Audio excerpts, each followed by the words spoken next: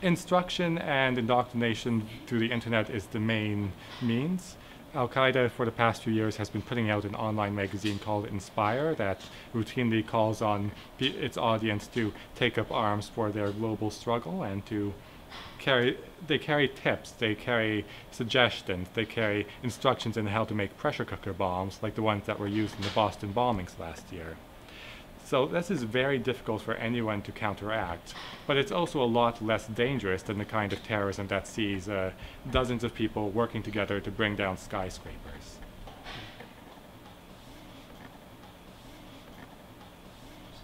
I think the ways internet have changed governance are identical, whether you look at them from better or for worse. The internet is too vast and too fast and too complicated for any government to truly govern. The internet has no borders, states do have borders, and the governments have limited jurisdiction within them. It's impossible to truly police the internet or shut it down, as Turkey is currently learning. So that is a good thing for activists and for democratic dissidents and for people who seek to challenge the system or expose official corruption.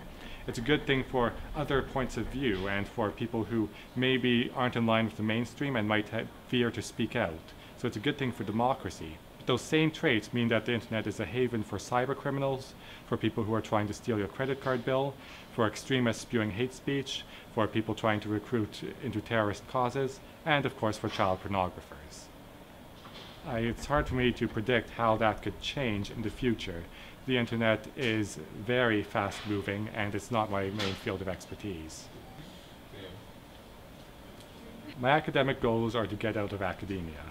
I don't want to pursue a PhD at this point. It doesn't interest me. I feel I have enough degrees after I'm done this. I feel like I'll be well equipped to pursue the kind of career I want to pursue.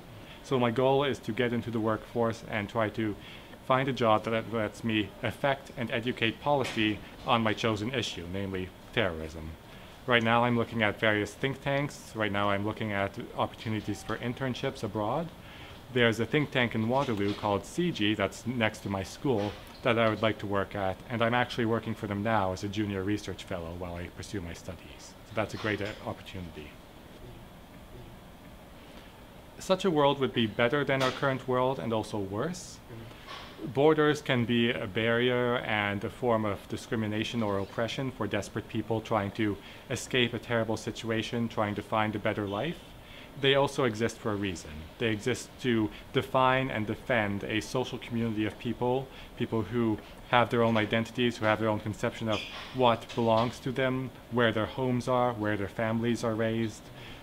Taking down borders would cut against the core of those communities, and it might create a lot of conflict, even though it would be probably a good thing for a lot of refugees out there.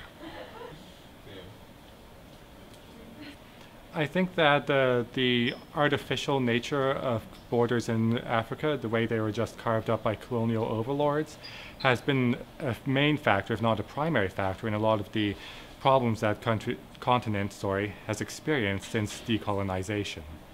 I think that any way of dealing with those borders or fixing them so that they better represent the communities they contain would have to come from within Africa and be primarily directed by African leaders and African civic society.